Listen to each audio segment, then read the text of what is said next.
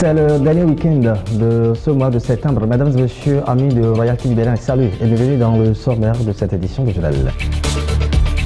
Dans le département de Lemay, précisément dans la vallée de Lemay, la période de crue inonde les maisons sur pilotis, précisément à Kesuno-Kodono.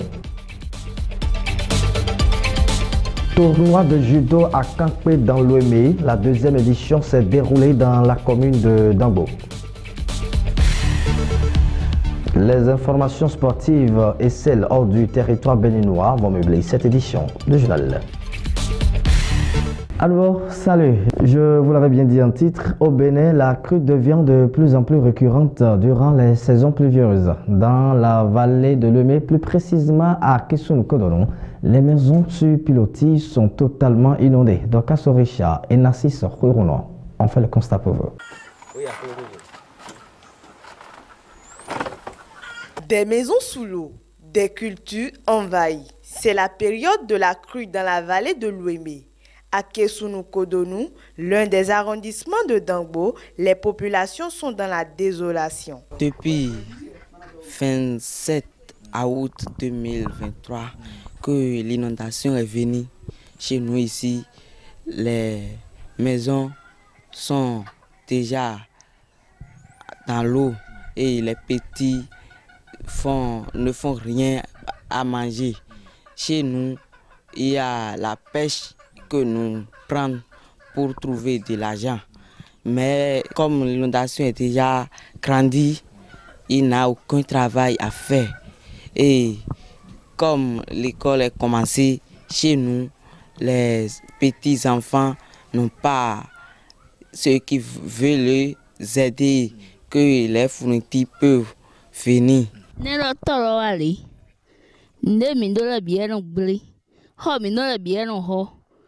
who very nothing.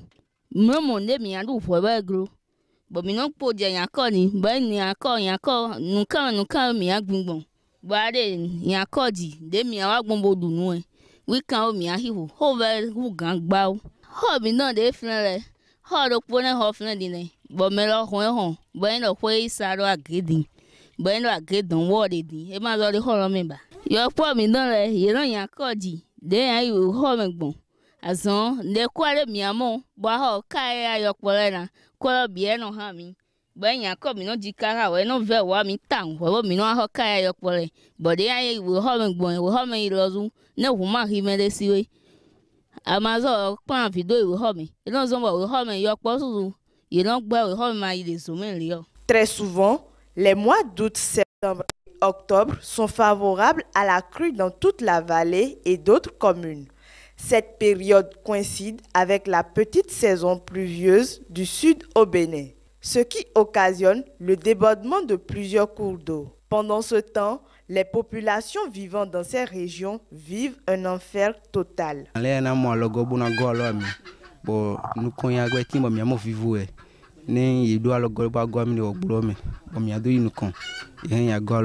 C'est les personnes 10% qui ont de pilotes chez nous ici. Et il y a beaucoup qui n'ont pas de pilote et ils réfléchissent leur vie. Et si on a vu quelqu'un qui va nous faire aider un peu, c'est bon pour nous. Notons que la pêche est l'activité principale des populations de ces zones inondées. À l'instant, une chose est plus visible, ces dernières ont besoin de l'aide. Toujours dans ce journal, le département du Plateau a vibré le samedi 23 septembre 2023 au son du sport à travers le festival départemental du sport féminin. C'était dans la commune de Kétou. Suivons le reportage. À vos marques, prêts, partez. Et c'est par l'athlétisme que le directeur départemental des sports du Plateau a procédé au lancement du festival départemental du sport féminin. Ce samedi 23 septembre 2023, les U17 de toutes les 5 communes se sont expliqués selon chaque discipline. Vous voyez, aujourd'hui, nous devons faire la promotion du sport féminin aussi. Et c'est ce qui nous a réunis ici aujourd'hui. Nous avons eu à faire des disciplines comme l'athlétisme, 400 mètres, 100 mètres, 800 mètres, saut en longueur, saut en hauteur et lancer de poids. Et nous avons trouvé nos jeunes sœurs, nos filles, montrer les compétences qu'ils ont dans cette discipline. et la lutte africaine qui constitue l'innovation de cette édition. Issa Jamal devra terrasser son adversaire pour motiver les filles à mettre le parquet sur le ring.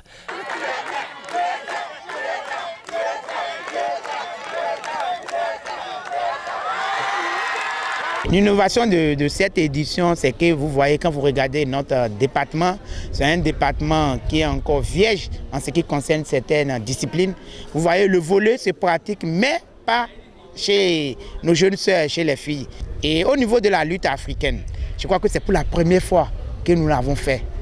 Et nous avons trouvé nos sœurs qui se sont montrées capables de le pratiquer. Après plusieurs heures de tableau ici au stade omnisport de Kétou, les finalistes sont désormais connus. C'est les moins de 50 kilos. La première, la médaille d'or, c'est bien sûr Raimi Achani.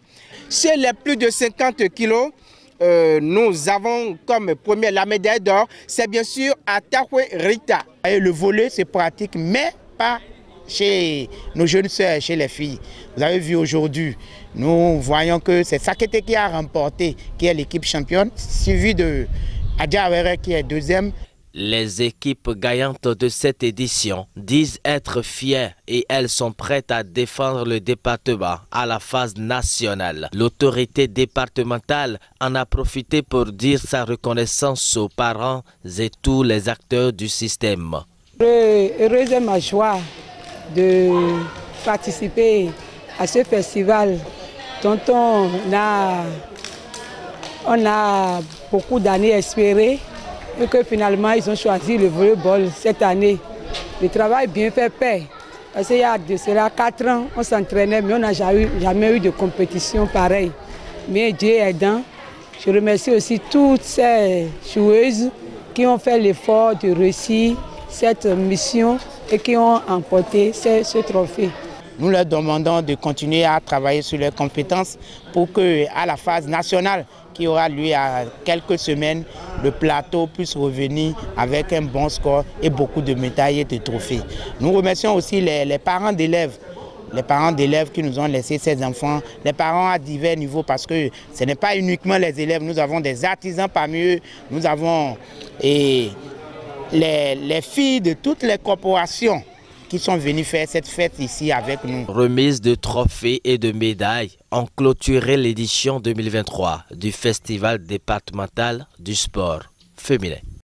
La commune de Dangbo, je l'avais bien dit en titre, a abrité la 2e édition du tournoi de judo à Kankwe. Plusieurs athlètes ont compéti le samedi 23 septembre 2023. Le compte rendu, c'est dans ce reportage de Doka Sorisha et Jack Diva. C'est un événement, un grand événement qui se passe aujourd'hui dans la commune de Dangbo. Je suis heureux d'être parmi vous parce que c'est une belle initiative et c'est des initiatives qu'il faut encourager parce que ça permet à vous, les athlètes, différents judokas, de compétir, de vous évaluer aussi et de vous classer. Je vais déclarer ouvert la 2e édition du tournoi. Que la fête soit belle, que la compétition se passe très bien. C'est sur ces mots de bienvenue que la 2e édition du tournoi de judo à Kankwe a été lancée. C'était le samedi 23 septembre 2023 dans la commune de Dangbo.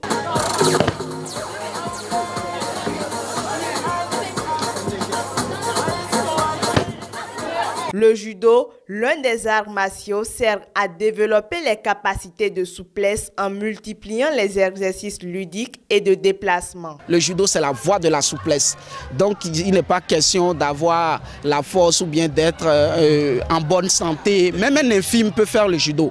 C'est ce que je m'en vais vous dire comme ça. Même un infime peut faire le judo pour se défendre. Pour les prochaines éditions, on souhaite vraiment avoir assez de partenaires et assez de soutien.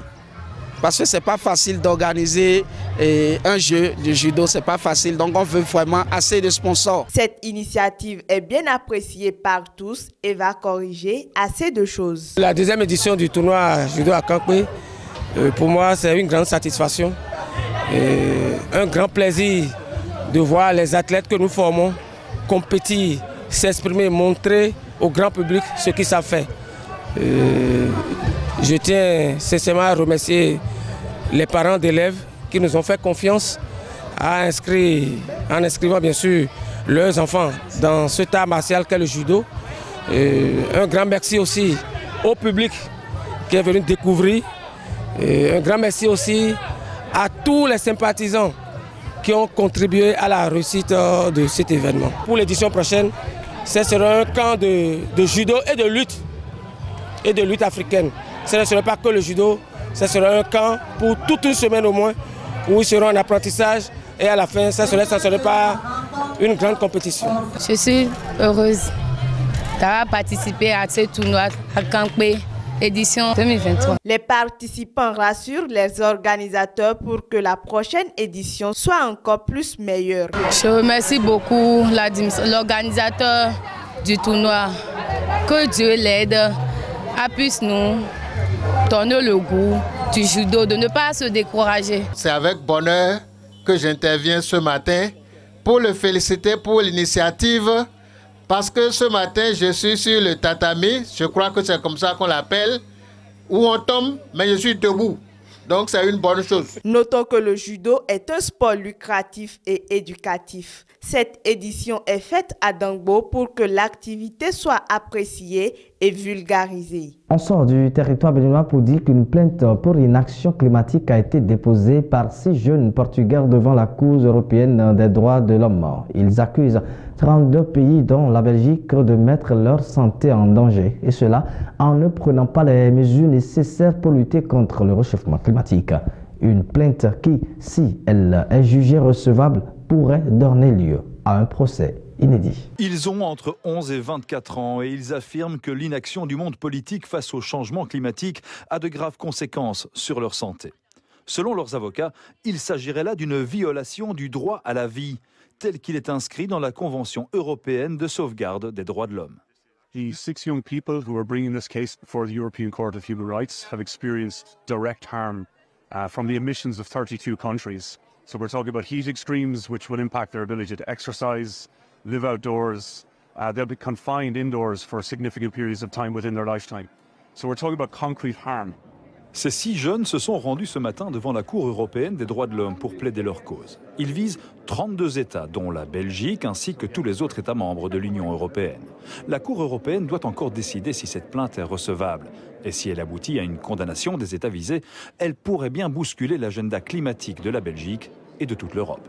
Ce serait à l'échelle européenne, je l'ai dit, c'est une défense coordonnée, donc ce serait à l'échelle européenne, le cas échéant, de revoir sa feuille de route globale si nous devions nous faire effectivement condamner, si la Cour devait estimer que le plan européen pour réduire ces émissions et pour atteindre la neutralité carbone à l'échelle 2050 sont insuffisants. Il y aura lieu alors d'adapter notre feuille de route européenne et par là même alors les feuilles de route nationales.